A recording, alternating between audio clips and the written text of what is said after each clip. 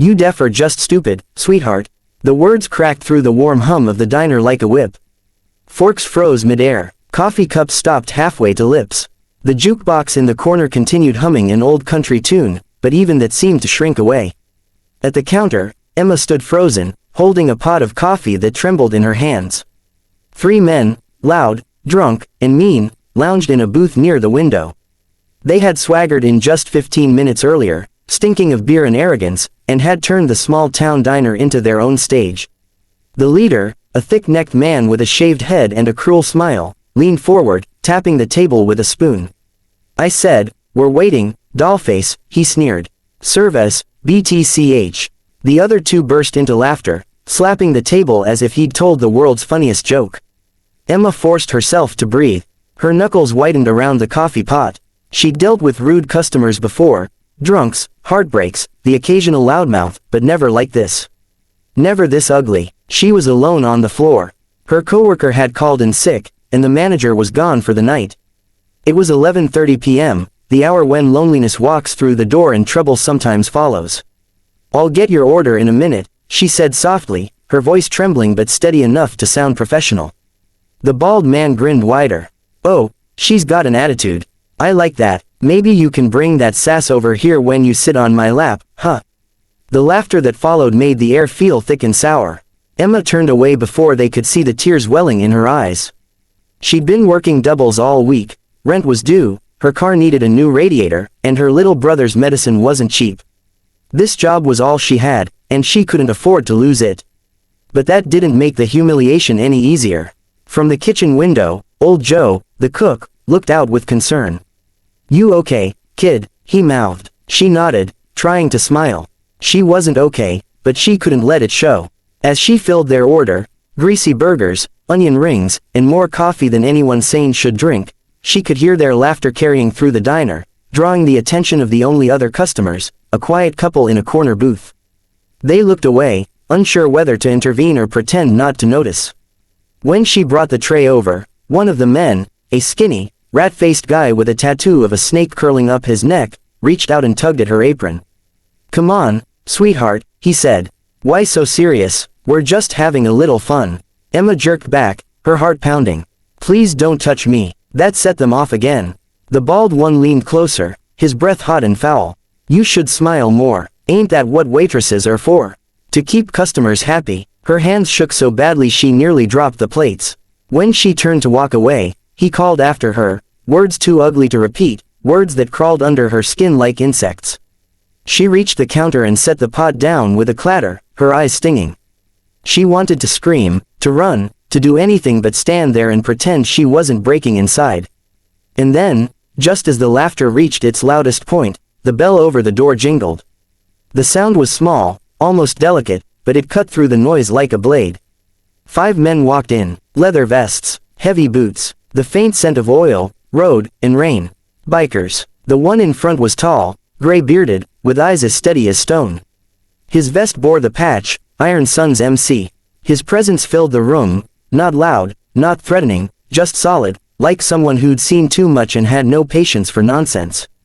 The thugs at the booth quieted immediately, watching the newcomers with wary curiosity. Emma swallowed hard, instinctively straightening her apron. The bikers took seats at the counter, right in front of the men's booth. "Evenin', miss," the gray-bearded man said kindly. "You got room for a few road-weary souls?" "Of course," Emma managed, forcing a smile. "Coffee, please." He looked around the diner, then back at her. "And take your time. Looks like you've got your hands full." His tone was casual, but his eyes flicked toward the booth where the men sat. He'd noticed. When she poured his coffee, her hands were still shaking. He saw it. Without a word, he reached out and steadied the cup before it spilled. His touch wasn't invasive, just gentle.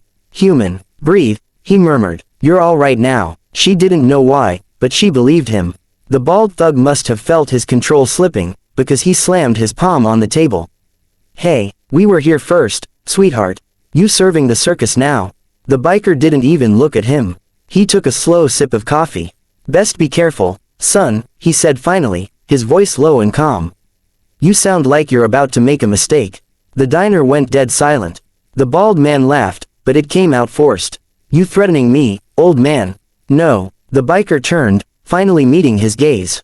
"I'm warning you." Something in his tone, cold, precise, utterly unafraid, made even the snake-tattooed man shift in his seat. The bald thug stood up, puffing out his chest. "Who the hell do you think you are?" The biker smiled faintly. "Someone who doesn't like bullies." The other bikers rose from their seats, quiet but solid as walls. One of them, younger, with fiery red hair and arms like tree trunks, cracked his knuckles. "You heard the man." The bald thug glanced around. The quiet couple had their phones out, ready to record. Joe was standing in the kitchen doorway, holding a spatula like a weapon. Suddenly, the three men didn't look so brave. The leader muttered something under his breath and grabbed his jacket.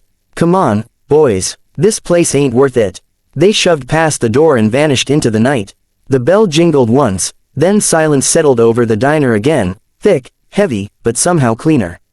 Emma stood there, stunned. The adrenaline left her shaky. She wanted to cry, not from fear this time, but from relief. The gray-bearded biker turned back to her and smiled softly.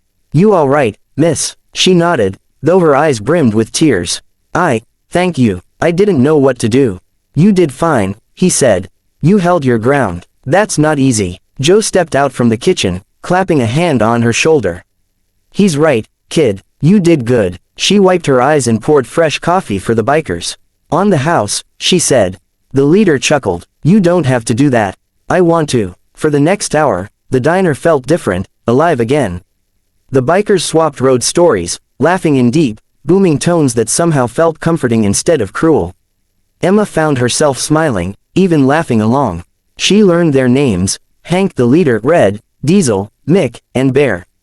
They were on their way to a charity ride for veterans. Hard men, maybe, but kind in ways that counted. Before leaving, Hank slipped a folded bill under his saucer. When she picked it up, her breath caught. It wasn't just a tip, it was $100. She hurried to the door. "Sir, this is too much." He turned, the neon light from the sign outside painting his beard silver. "No, it ain't. That's for standing tall when the world tried to make you small." She opened her mouth to speak, but the words wouldn't come. He smiled. "Take care of yourself, Miss Emma." Then the bikers roared away into the night, engines fading like thunder rolling into distance. The next morning, Emma came in, early to prep for the breakfast crowd. The diner felt different, brighter somehow, safer.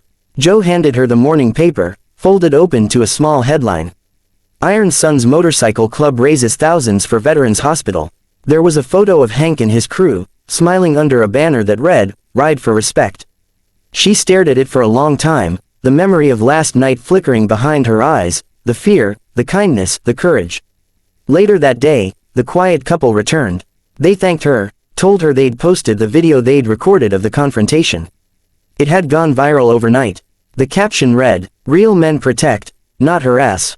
Emma's name wasn't mentioned, but the story was already spreading, people commenting, sharing, sending messages of support. For the first time in a long while, she didn't feel invisible. That night, when she locked up the diner, she stood by the door and looked out at the empty road stretching beneath the stars. Somewhere out there, those bikers were still riding, not heroes in capes, but in leather and dust, carrying their own scars and stories. She whispered a quiet thank you to the night, because sometimes, the world really does send help, just when you've almost given up hope. Months later, a group of bikers rolled into the diner again. The bell jingled, and Emma's heart leapt. It was them. Hank grinned. "Heard the diner's famous now. Thought we'd stop by and see if the coffee's still good." She laughed, setting out mugs for each of them. "It's better when I make it for friends." As they talked, a new waitress, nervous, barely 18, spilled a tray of drinks.